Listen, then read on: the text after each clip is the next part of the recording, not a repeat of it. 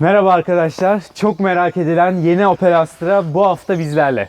Geç olsun güç olmasın arkadaşlar. Sonunda geldi 1.6 dizel motoru, otomatik şanzımanı ve Excellence donanımıyla. Şimdi bayağı uzun bir test olacak diye tahmin ediyoruz ve yaklaşık böyle 30 dakika 40 dakika boyunca yılın otomobili olmayı hakikaten Hak etmiş mi, hak etmemiş mi hep beraber göreceğiz. haydi bakalım iyi seyirler. Hadi görüşürüz.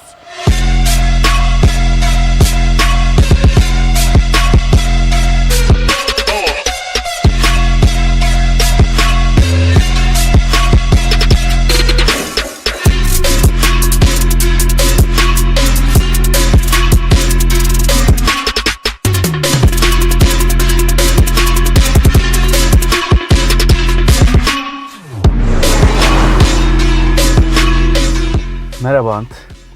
Nasılsın? İyiyim, sen nasılsın? İyiyim ben de. Yeni Astra'nın içindeyiz. İç mekan. Şimdi İç mekan Ha. uzun süreden sonra Ha. Opel'in en güzel iç mekanlarından biri diyebilirim Astra için. Astra için öyle. Aslında genel olarak da öyle. Genel olarak da öyle. Yeni Insignia tasarımlar da öyle. Insignia da güzel oldu. Direksiyon bir kere değişti.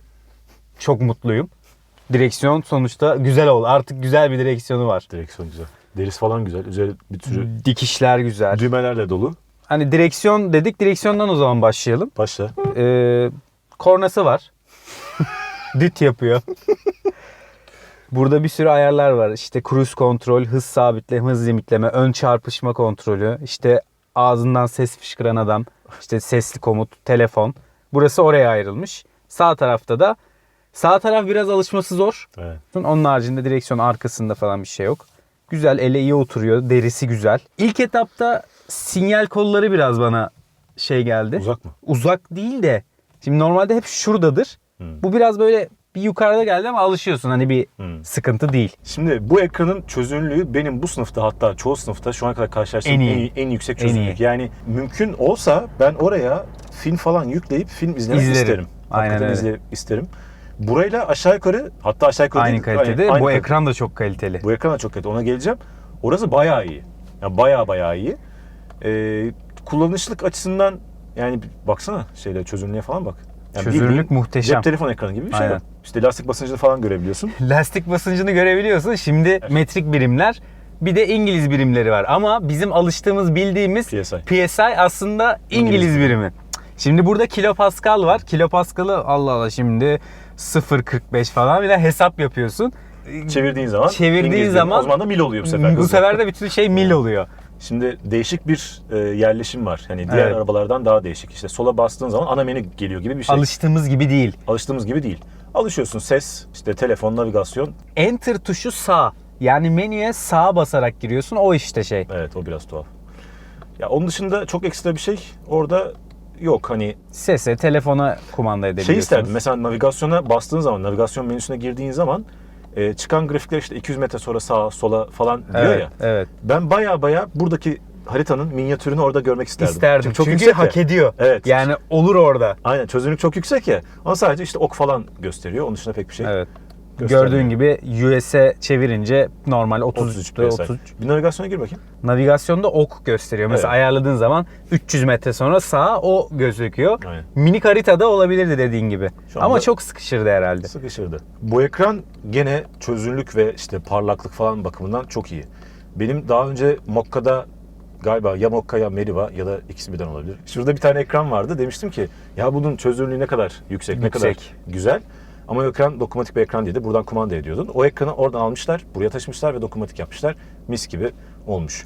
Bu otomobil zaten bir sürü yeri bundan önceki Opel'ler, işte başta Astra olmak üzere Opel'lerle hem karakter açısından hem bazı mesela grafikler açısından ya da şu ekranın üzerindeki grafikler bakımından çok benzeşiyor. Ama bir adım daha öteye taşınmış. Tabii Buraya bayağı gelmiş gelişme var. ve dokunmatik olmuş. Projeksiyon var. Projeksiyon da işte SmartLink diğer markalarda bildiğimiz. Telefonu USB ile bağladığınız zaman telefonu direkt yansıtabiliyorsunuz. Burada gözüküyor telefon. Onun dışında bu ekran mesela gene bu sınıftaki dolu arabalarda çok fazla alt menü olur. Evet. Yani oradan oraya girersin, oradan oraya her Karışıktır. yerden farklı bir şey çıkar. Böyle değil. Yani bunda Bu kadar işte. bu kadar aynen. Bu kadar. Yani burada ne görüyorsunuz o. Projeksiyon, telefon, audio. Yani mesela ilk başta ben bu menüye girdiğim zaman dedim ki ya buralarda bir şey eksik. Hani bu otomobil boş mu acaba? Ne yok? Ne yok? Baktım. Şimdi navigasyon var. Telefon bağlantısı var. Var. Ayarlar var. Müzik sistemi var. Olmayan bir şey yok. Ne eksik? Hiçbir şey eksik Demek ki değil. diğerlerinde gereksiz bir kalabalık var. Evet. Yani bir eksik yok çünkü burada. Sen bir şey gördün mü? Hani arayıp da bulamadığın bir Hayır, şey yok. her şey var. Bu gündüz modu bu arada arkadaşlar. Gecede de arka taraf siyah ve bazı komutlar kırmızı oluyor. Bayağı şık oluyor. Evet. Farklı bir temaya geçiyor. Bu ekranın nimetlerinden en çok navigasyonda Navigasyon. faydalanıyorsun. Şu anda yol dışındayız mesela. Bayağı Tabii bir bir faydalanıyorsun. ormanın içinde olduğumuz için böyle gri ama bakın ne kadar güzel tepki veriyor. Çok hızlı değil ama. Çok hızlı değil ama Yani biraz bak yapıyorsun biraz sonra. evet, Yapıyorsun biraz mesela sonra. bak.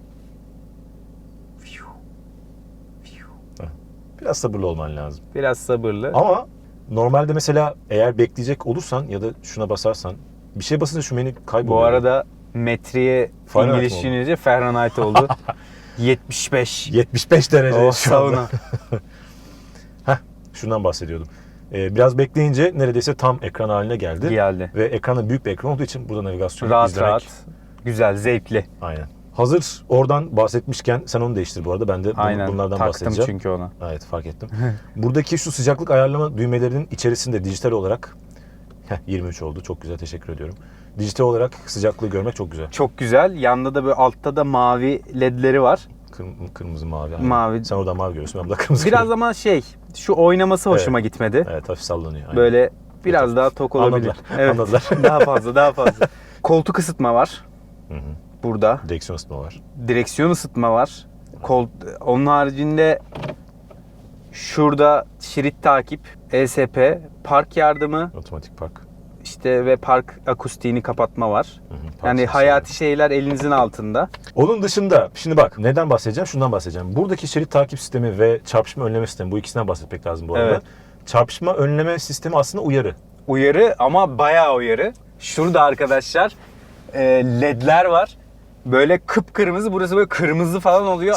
Tamam, herhalde tamam, çarptık. Senden çok panik oluyor. Aynen. Onun işte oradaki düğmeyle tık tık tık yapıp 3 kademeli olarak ayarlayabiliyorsun. Tamamen Ayarlayabiliyorsun. kapatabiliyorsun. Doğru zamanlarda Buradan aynaları da kapatabiliyorsun. ayarlarda kapanıyor. Vik vik. Doğru zamanlarda devreye giriyor. Yanlış zamanlarda da devreye girdiği oluyor. Mesela kasisten araba Ha.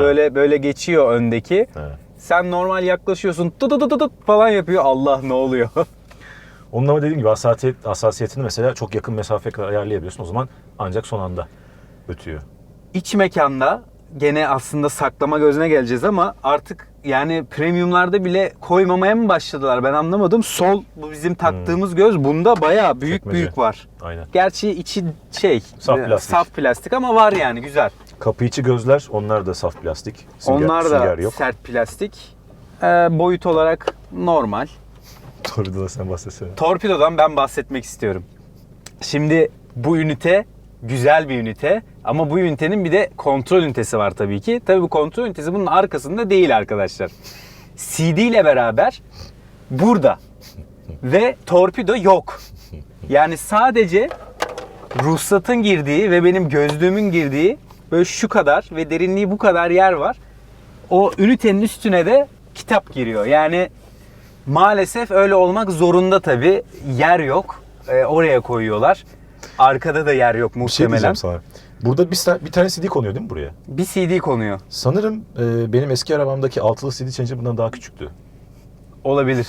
Olabilir. O da niye? Dediğim gibi o aslında bunun Ha, kontrol içinde tam ünitesi. sadece CD player değil yani. Sadece CD player değil, CD player görevi de üstleniyor. Evet. Özetle arkadaşlar bu arabanın torpidosu yok. Hani şunu almadığın zaman orası büyük ihtimalle boş gelecektir. Ya da CD player yoksa eğer arabada. Ya da CD player yoksa. Eşya gözlerinde burada bir AUX, bir USB var. Bir tane sert plastik iç kol dayama gözü var. Kol dayama öne de geliyor. Güzel. Kolunu dayayabiliyorsun hakikaten. Evet. Hani şöyle olmuyor da öne aldığında. Altında bardaklıklar var. Bu da sürgülü. Ve Burada 12 volt var. Böyle 12 parmak volt var. sıkıştırmalık böyle. burada arkadaşlar Sinan'ın telefonunun girmediği ama benim telefonumun girdiği bir göz var.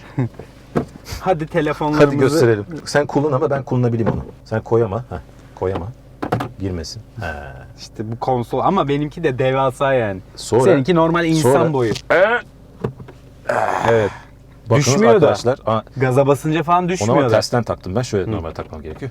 Gaza bastığında, frene bastığında Yok, yok. düşmüyor da Düşmüyor. güzel. Tık tık yapıyor sadece. o Yani kadar. normal insani boyut için telefonlarda olur. Evet, ama yeni nesil telefonların Mesela çoğu... burası yumuşak da. Aynen. Ama yeni nesil telefonların çoğu buraya sığmaz. Böyle benimkiler böyle pideler sığmaz. Ben bugünleri düşünerek küçük telefon aldım ya. Aynen öyle. Malzeme ve işçilik. Malzeme ve işçilik Opel biraz daha yol kat etmiş bence. İyi. Güzel. İyi. Yani güzel. Çok derli toplu. Aynen. Yukarılar yumuşak. Tek sert olan şurası.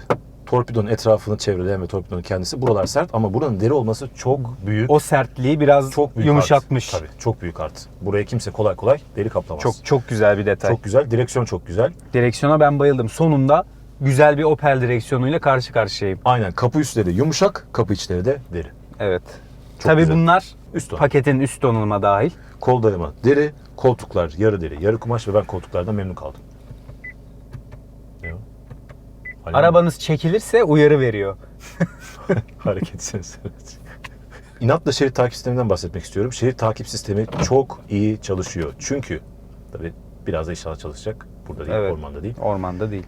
Biz işte mesela Tucson'da öve bitiremedik ya. Şeritte tutuyor, Tutuyor, gidiyor, ediyor. kendi gidiyor. Ama neydi? Birkaç saniye, 10 saniye sonra mı ne? Devreden çıkıyor. Devreden çıkıyor. Bu Dokunman gerekiyor. çıkmıyor. Bu gidiyor. Bu gidiyor. Ankara'ya kadar Aynen. devam. Tek sıkıntısı şu, kesik kesik çizgileri algılamada hiç sorun yaşadığını görmedim. Ama sürekli soldaki devam eden sürekli şeridi 2 defa gözden kaçırıp bariyere doğru gitti. Gitti. O korkuttu ama onun haricinde devreden çıkmaması Sana ve sürekli denk gelmiş olabilir. bana denk gelmiş de olabilir. Kesik kesik çizgilerde normal gidiyor yani. Bayağı. Yani tek eksiği bu arabanın adaptif. Adaptif cruise kontrol. O da olsa O da olsa önündekiyle mesafeyi ölçen ölçüyor. bir sensör var. O sensör işte Kaç 1 saniye nokta sonra, 1,5 saniye, 2 saniye diye uyarıyor seni. Dikkate alırsan güzel ama İstanbul trafiğinde herkes böyle gittiği için o hep kırmızı yani. o hep kırmızı aynen öyle. Çünkü korna yiyorsun öbür türlü. Adam selektör yapıyor, korna yapıyor, el kol yapıyor. Bu arada bu otomobilin çok güzel bir anahtarsız giriş ve çalıştırma sistemi Evet. var. Unut yani koy cebine çantana her işini yap. Aynen Uzaklaştığında da otomatik. dodot yapıyor. otomatik kapatıyor. Müzik sistemi yardır. Telif yemiyor muyuz biz bunlardan? Bir gün yiyeceğiz ama. Hadi bakalım.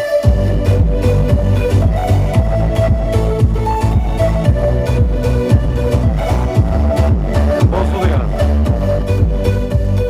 Sonlara doğru Ben beğendim. ben de beğendim. Normal böyle %70 seviyelerinde güzel dinleyebiliyorsun. Ondan sonra bozuyor mesela en son açtığında. Şimdi demin bozuldu. Bu arada şu anda çok iyi çekmiyor. Tabii. Ama ben müzik sisteminin yani gücü çok iyi değil. Fakat ses kalitesini beğendim. Yani Evet. çok böyle nitelikli detayları. Güzel müzik dinleyebiliyorsun. Güzel müzik dinliyorsun. Açıkçası. Çok sonuna kadar açma gereği pek duymadım ben. Çok memnun kaldım. Yani uzun müddet ben buna müzik dinledim. Radyo da iyiydi. İyi Radyo da çeken yerde şimdi gelirken yolda mesela Hı hı. baslar şeyler gayet güzeldi, Aynen keyifliydi. müzik sistemini beğendim. Otomobilin arkası eksilerinden hemen gireyim. Evet. Kol dayama artık hani bu fiyat seviyelerinde ben isterim, beklerim bir tüketici olarak. Ben çünkü kol arkada önemli kol dayama. Sen de tüketiyorsun Özellik hakikaten ya. ama özellikle arkada seyahat ederken kol dayama çok önemli. Doğru.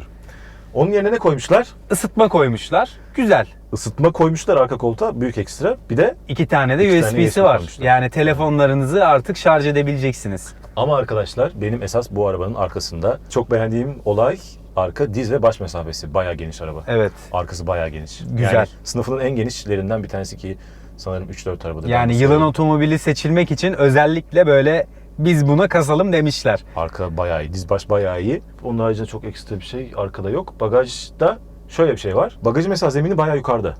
Evet, biraz yüksek. Eşik geniş, Geniş. zemin yukarıda. Kaldırdığın zaman stepne ve stepnenin etrafında bir sürü gözle karşılaşıyorsun. Güzel bir detay. Bu güzel.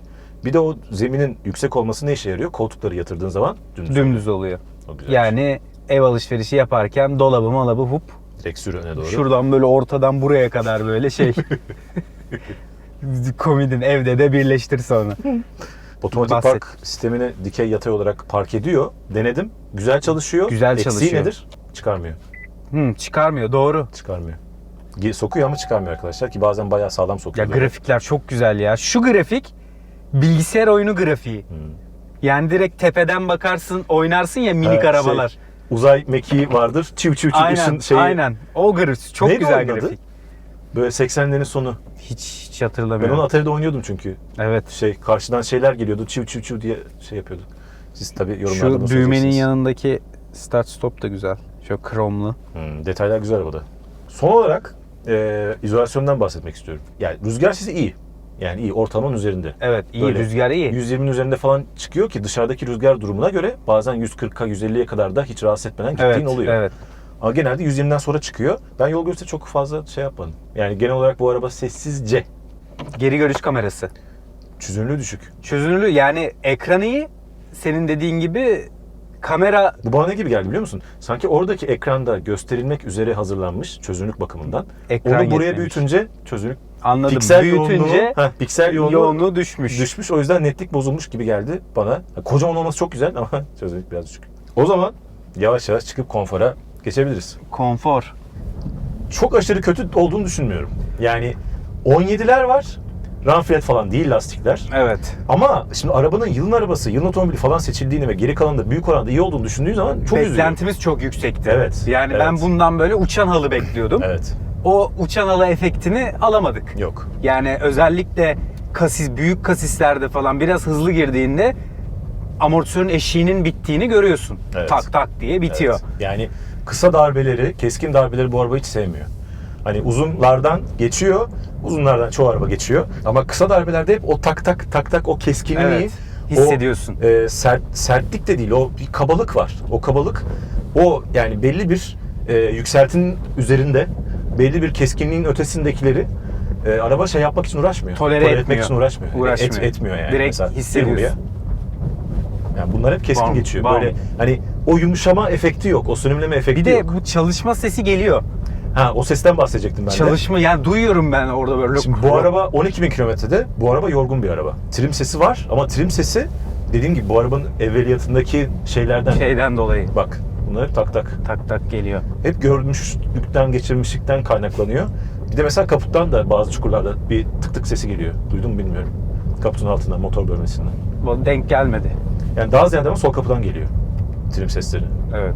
Hani çok yavaşladığın zaman ancak araba yaylanmaya... 20 ile gidiyoruz Aynen. zaten. 15 ile falan gidince yaylanmaya başlıyor. Buralar Evet. dediğimiz gibi bozuk yollar ama onun ötesinde yani buralar zaten hani normalde karşılaşacağın pek yollar değildir. Değil. Oradaki eğim arttıkça üzerinden geçtiğin ya aşağı doğru olsun ya da yukarı doğru olsun oradaki eğim ne kadar arttıkça araba bir şekilde sönümlüyor ama neticede bu otomobilin en zayıf noktası konfor. O net Konfor. yani çok net. Bir de üzerinde 17'ler var dediğimiz gibi. Run flat değil. Yalak var. Hani bunu için bir mazereti yok. Mazereti yok. Hani run flat olsaydı belki run flat'ten derdik ama run flat'ler de artık gelişti. Onlar da Evet. konfor sunabiliyor. Evet. Örneklerini gördük yakın zamanda. Aynen. Geldik motora. Otomobilin en beğendiğim noktalarından birisi de motor. Hem performansı iyi hem yakıt tüketimi. Düşük. Yani arkadaşlar az yakar çok kaçar diye bir şey var ya. Normalde Aynen yoktur öyle. böyle bir şey ama var. Var. Yani bu arabada var. Cidden ben bu otomobilin motor sesinden çok rahatsız oldum. Konforundan sonra ikinci en büyük eksiğinin bu olduğunu düşünüyorum. Ama bunun haricinde motora çok beğendim ya. Çok beğendim. Hem hakikaten bastığında gidiyor. Cidden 136 beygir gibi gidiyor bu araba. Evet. Hem de az yakıyor ya. Ben o gün bayağı bir kullandık çocuklarla falan. Hiç dikkat etmedik. 6.3'tü. Hiç Evet, dikkat evet. etmediğim zaman. Evet, öyle 6.3 ve 180 kilometrenin falan ortalaması. Evet. Yani ben bu arabada karışık kullandığım zaman yani 6. Ben hani Tesla'da onu yazacağım. 6 yazacağım. Evet. Ama şunu da söyleyeyim yani hakikaten sakin kullanıyorsanız Çok rahat düşer. 5.5'lara. 5.5 yani 5.5'da da gezersiniz. Ben hani çok dikkatli kullanmadığınız işte trafiğe girdiğinizde bütün arabalarda söylediğim ortalamaya 6 diyeceğim ama rahatlıkla 5-5.5'a bu otomobil iner. Uzun yolda da hep söylediğimiz gibi 4 4'leri bile görürsün. görebilir. Ki görüyor da. Evet. Yani 90'la falan sabit giderken ben 3.5'la falan gittiğimi gördüm. Hani mesela bir 15-20 dakika boyunca otobanda orta şeritte gittim 3.5'la falan 3.5. gidiyorum. Şimdi şanzımana geçmeden önce motorun sesini bir dinletelim. Motorun sesini dinletelim şuradan. Böyle o dizel sesi gır gır gır. Evet. Aslına bakarsan bastığın zaman, gazladığın zamanki sesinden ziyade beni ne rahatsız etti biliyor musun? Rolantideki sesi. Rölantideki ses. Evet. Ya çok sakin gidiyorsun. Çok sakin. 1500 devir. Orada bir tık tık tık tık tık tık tık tık tık tık tık tık tık Bastığında tık çok tık. çok kötü değil Bastığında çok zaman. kötü değil. Bastığında beklediğin şeyi yapıyor ama Evet. hiç susmuyor. Yani oralarda bir şey var. Ünite sanki özel olarak. Enjektör sesidir muhtemelen. Böyle- Çünkü yüksek basınç var. Bir de Olabilir. dizel seslidir zaten. Ama Hayır. yalıtım belki daha iyi olabilir. Yalıtımla bir alakası var. Bilmiyorum. Tuhaf böyle bir şey var. Mesela bu beni rahatsız etmiyor mesela. Yok, bu çok kötü değil. Bu kötü değil. Bu beni rahatsız etmiyor. Beni rahatsız eden, tekrar söylüyorum, çok düşük süratte şehir içinde çok düşük devirlerde giderken Ha, gırr, sürekli orada gırr. gırır gırır, aynen o gırır gırır. Trafikte ileri geri giderken. Heh, o işte sürekli içeride. O sıkıntı. Biraz performanstan hadi bahsedelim. Bir kere en güzel şey o direksiyon altındaki tuş yok. Teşekkür ederim. Ben seviyorum. Bastın mı gidiyor. Aynen, kickdown tuşu yok. Vites değişim yeri yanlış. İtince büyüyor. Çekince ufalıyor. Yani ben bunu manuelde değil de otomatikte kullanmayı tercih ederim. Çünkü Evet.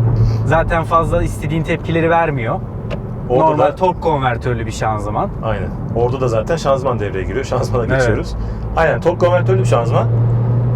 Ve bana şöyle geldi. Bundan 3-4 sene öncesine ait bir şanzımanmış gibi geldi. Evet. Yani çünkü modern tork konvertörlü şanzımanlar, o mesela PSA grubundaki, Peugeot'lardaki, Citroen'lerdeki falan, bundan daha iyi. Çoğu artık tork konvertörlü şanzıman bundan daha iyi çalışıyor. Daha pürüzsüz. Daha pürüzsüz çalışıyor. Yani bu da kötü değil de, dediğim gibi 3-4 sene öncesinden kalma ve bayağı bir tork konvertörlü olduğunu fark ettiriyor. Pürüzsüzlük açısından aslında fena değil ama bir ağırlık var. Evet, ağırlık var. Yani basınca Yüksek sürtünme bir var. akmıyor araba. Akmıyor. Böyle Evet. basıp yürütmen gerekiyor. Evet, evet. İnatlaşıyor sende. İnatlaşıyor. Gitmemeye çalışıyor. Orada sürekli bir viskoz bir şey var. Bir friction, bir sürtünme var orada. Aynen, atlatmaya çalıştığı, bertaraf etmeye çalıştığı bir direnç var orada. Ki ona rağmen az yakıyor. Ona rağmen az akıyor. Enteresan değil mi? Düşük süratlerde bu araba sürekli gitsem mi? Yok ya, gitmek istemiyorum. Boş ver ya, geri gidelim falan. Aynen hani Şanzımanda öyle bir tavır var. Enteresan yani. Ama ne zaman ki gazlamaya başlarsın o zaman kendine o gidiyor. zaman fırlıyor gidiyor. O zaman güzel gidiyor. Yani performanslı kullanıma bu otomobili genel olarak da zaten kendisi de şanzımana daha müsait. Uygun. 6 ileri ve şu açıdan güzel yalnız. Oranlar uzun. 6. viteste 2000 devirle giderken 125 kilometre. Çok güzel. Oldukça Tam uzun yol. Aynen. Oldukça yüksek hatta. Yani yüksekliğin de ötesinde yüksek bir sürat. S modu olmaması üzdü. Sport modu bu arada Dynamic alırsan sport modu da var. Ha, Bu bizimki de Excellence. Dynamic mod. Excellence. Burada sağda. Ama 3 şey vardır dediğim gibi. Konfor vardır, motor sesi vardır. Bir de gerilerden gelen şanzıman vardır bu Şanzıman. arabada. Onun dışında haricinde çok yukarılara çıkan şeyleri de var tabii. Bu da sürüş dinamikleri. sürüş dinamikleri. Ya Opel zaten her zaman ESP'yi şöyle. Opel zaten her zaman sürüş dinamiklerine önem veren bir firma. Aynen Onun öyle. için gazladığın zaman da Turanzalar var tabii. Yani lastik önemli. Lastik önemli. Güzel arkası da geliyor. Arkası geliyor. ESP kapanıyor. Tamamen kapanıyor. Çoğu Opel'de olduğu gibi. Ya zaten ESP'nin kapanabiliyor olması bir otomobilde tecrübeyle sabittir. Eğer firma, marka Güveniyordur sana, yani. Aynen. Marka sana bu imkanı sunuyorsa bir şey vardır abi. Aynen Ve öyle. bu otomobilde çok şey var. Yani bu Bayağı otomobil, üstüne çıkabiliyorsunuz. bu segmentte Focus'la beraber benim en çok etkilendiğim sürüş dinamikleri açısından otomobil. Focus daha keyifli ama bu gaddarca yol tutuyor. Evet. Yani Bu lastik- lastiğe Evet. rağmen. Aynen. Şu anda bir de çok kaygan bir yol burası. Biraz daha denersin. Kayar eder ama bu yolun şeyi bu değil. Yani kayması normal. Ben çok daha farklı yollarda kullandım. Çok çeşitli yollarda kullandım. Oğlum araba gaddarca. O Alman şeyi var ya. Böyle Rayda gider gibi. hunharca yol tutuyor. Hunharca. Astra OPC'nin bir genleri Evet. bulaşmış buna da. Hunharca yol tutuyor. O harika. Çok beğendim. Ve direksiyonun şeyine bayıldım. Tepkiler de güzel. Direksiyon ağırlığına bayıldım. Direksiyonun sana Direksiyon da verdiği güzel. güvene bayıldım. Fren pedalına hayran kaldım. Fren pedalı çok güzel. Mesela görsün takipçilerimiz doysun. Takipçilerimiz doysun, frene doysun. Frene doysun. Bir bakalım. Aha. Şey olmadı ama flaşörleri çakmadı. Ben yaptığımda yakmıştı. Allah Allah. Ben de yakmadı. Ben Bu lastiğe rağmen iyi durdu. bu lastiğim bayağı iyi durdu. Evet. Ben de beklemiyordum. Beklemiyordum. Fren pedalına hayran kaldım. Fren gücüne hayran kaldım. Sürüş dinamikleriyle ilgili A'dan Z'ye kadar bu otomobilin her şeyine arkadaşlar hayran kaldım. Sevdik. Focus kadar keyifli değil. Fakat uzun zamandır beni sınayan araba gelmemişti. Evet. Çıktıkça çıkabiliyorsun Aynen. arabanın üstüne. Yani senin limitlerin belirliyor bu arabanın limitlerini. Bu arabanın limitleri seni belirlemiyor. Yani Evet. şunu söylemeye çalışıyorum. Sen eğer hakikaten böyle profesyonel bir yarış pilotu falansan bu arabayı bayağı seni tatmin eder. Çünkü limitleri çok yüksek arabanın, Yüksek. hakikaten yüksek. Yani dağıtmaya başladığı zaman da sanki ESP varmış gibi çıkarıyorsun ya. Evet. Bir 20-30 dereceden itibaren duruyor. Duruyor. Abartmaya devam etmen lazım ki arkası gelmeye devam etsin. Devam etsin. Çok iyi ya. Yani özetle arkadaşlar, ailenize, annenize, babanıza Astra aldırırsanız hafta sonunda piste kaçabilirsiniz. Çıkmalısınız. Yani kaçabilirsiniz değil, çıkmalısın. Arkadaşım bu arabayı alıyorsan ve ESP'yi de tabii eğer biraz tecrübe edindikten sonra ESP'yi kapatacaksın ve yani Keyfine bakacaksın. eğlenme. Şimdi şöyle bir şey var. Bazı otomobiller mesela Focus 10 üzerinden 6'da 7'de eğlendirir. Evet. Bazı otomobillerde ama eğlendirmek aynı zamanda o noktalarda 10 üzerinden 6'da 7'de bazı insanları da tedirgin eder. Tedirgin eder. Bu arabaya eğlenmek için 10 üzerinden 8-9'a çıkman gerekiyor. Biraz ve üstüne çıkman lazım üstüne çıkman gerekiyor ve bu aslında bence doğru olan. Çünkü bir arabanın arkadan gelmesi için, arkasının kaymaya başlaması için bayağı zorlaman lazım. evet, normalde öyle olması lazım. Mesela çalıştı enteresan bir şekilde. O grafikte bu arada Nintendo Evet. şey iki kavga şeyi. Street Fighter'daki şey vardır ya. Aynen. Hani birine çarptığın, vurduğun zaman böyle Aynen bir öyle. yıldız parlar ya. Benim de ilk aklıma o geldi. Hadouken. Dalsim oradan geliyor. Aynen. Oradan o şişkonun adı neydi? Neyse. Demem o ki bayıldım. Sürüş dinamiklerine A'dan Z'ye kadar bayıldım. Bu sınıftaki en iyi yol tutan araba olabilir. Kuvvetle muhtemel olabilir. Totalde de yani bütün işte freniyle beraber, frenisiyle beraber, direksiyonuyla beraber en iyi paketlerden Biri. bir tanesi. Özellikle direksiyonu ben çok beğendim. Eski hidroliklerin şeyi yok ama O ağırlığı yok ama o artık bence hiçbir zaman olmayacak artık. olmayacak. O yüzden de ben Yeni nesillerdeki en iyi örneklerden biri. Aynen öyle. Aynen. Çok başarılı. Çok başarılı. Helal olsun yani. Opel bunu eski nesilde de, eski Astra da çok iyi tutuyordu. Ama bu otomobil artık bir de hafif. Eski Astra'nın en büyük eksiği neydi? Ağırlığıydı. Ağırdı. Bu araba 1350 kilo mu, 1360 kilo mu ne? Eskisine göre 100-150 kilo falan daha hafif ve bununla beraber yürüyüşüne etki etmiş, tüketimine etki etmiş Tutuşuna, ve her şeye tutuşuna. etki etmiş. Yani Hafiflik candır araba otomobilde. aynen öyle. Sonuç alır mısın deseler alırım. Önce fiyatını söyleseydin ondan sonra sağda. Fiyat tabii, fiyat rekabetçi. Çok rekabetçi. Kendiyle rekabet ediyor. Bu otomobil arkadaşlar, kış paketi var. Arka koltuklar ısıtmalı. İşte ön koltuklar ısıtmalı, direksiyon ısıtmalı. İşte LED farları var standart. Bu haliyle 102.000 arkadaşlar. Bayiye gittiniz mi pazarlık falan %3'te oradan desek 98-99 o civarlara kapatırsınız. Evet. Bize otoparktan da geldiği söylerseniz. Aynen. Bir güzellik yapacaklardır. Takipçi indirimi diye özel bir... Hatta böyle bir şey mi yapsak? Yapalım mı? Anlaşıp markalara takipçi Aynen. indirimi. Güzel fiyat. Güzel fiyat derken bayağı rekabetçi, pahalı bir fiyat. Ama artık bu segmentte dolu aldığın zaman bu fiyatlarda alıyorsun. Ya Golf alacak olursan eğer, bu kadar dolduracak da olursan eğer, bu tabii 110'lara falan yaklaşıyor. Yaklaşıyor tabii. Yine ondan daha fiyat uygun ama neticede ucuz değil. Çünkü konfor konusunda, işte motor ses konusunda, şanzımanın biraz demodeli falan konusunda bir takım eksikler var. Onlarla beraber ben isterdim ki bu araba mesela 95 olsun.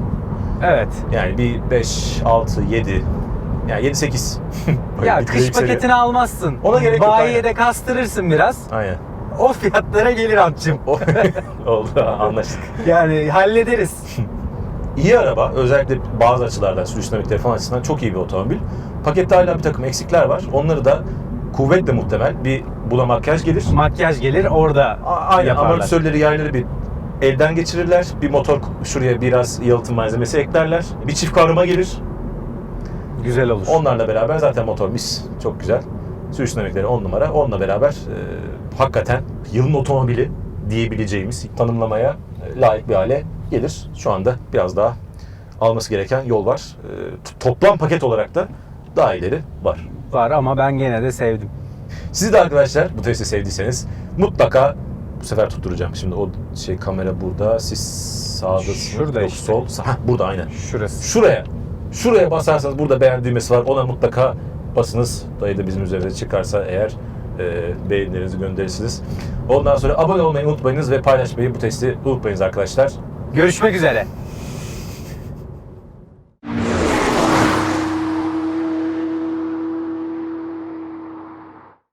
Kayıttayım.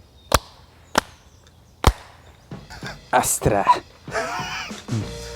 Her testin en zevkli kısmına hoş geldiniz arkadaşlar. Birazdan Sonunda. 3 dakika boyunca konuşamamayışımızı, Evet. Geç olsun güç olmasın. Sonunda Opel Astra. Astra K bizlerle. K. K. K. Kasının K'si mi? Kodun K'si mi? Astra K. Astra K. Bende Astra G vardı biliyorsun. Bende de Tigra vardı. Aynen. Opel'i seviyoruz. Yeni Astra K. Muhteşem ön led farlarıyla Ki şu anda yanmıyor. ama yanarken gösterebiliriz. Ben seviyordum ya. Biz böyle orta konsolu boyamıştık. İçine mavi led falan. Apache'liğimizi attık Astra'yla. OMP yay, koni amortisör, Sen bayağı hardcore. kule gergisi. Ben yılan desenli lastik takmıştım. Evet. Sonra patladık. Şuradan gelelim. Sonra arabanın üzerine atlayıp yer değiştirdi. Aynen.